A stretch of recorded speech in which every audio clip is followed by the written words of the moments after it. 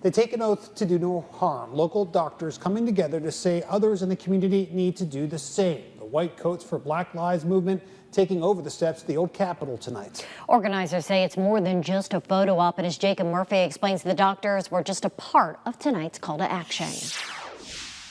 They called it the Strength and Unity March for Justice, organized by a group of local women who said this was a rally for everyone, including local law enforcement.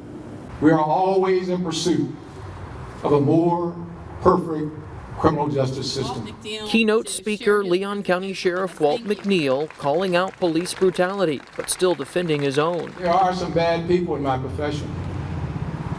But let me tell you, there are some great people in this profession as well. His voice just one of many here Friday night from community activist and rally organizer Samantha Vance. Courage is found in the unpopular. To local celebrity Royce Lovett. Lord, I pray that you keep me safe today.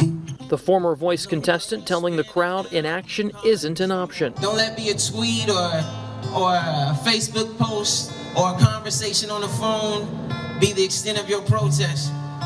You protest because you love your country. All of it on a white backdrop. Dozens of physicians and medical students admitting healthcare isn't without its flaws. Many of us aren't even aware it exists from medicine to education. Racism is there.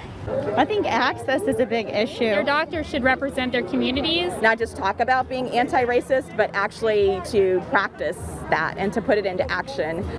And in the end, a march to the south side, starting with 8 minutes, 46 seconds of quiet. This crowd silenced, but not silenced. And several city commissioners and police chief Lawrence Revel were at the rally. And with the heavy medical presence, you just knew there would be plenty of masks and sanitizers to go around. Reporting in Tallahassee, Jacob Murphy, WCTV Eyewitness News. Organizers say while this wasn't created to be a Juneteenth celebration, they decided the holiday made for a perfect chance to share their message.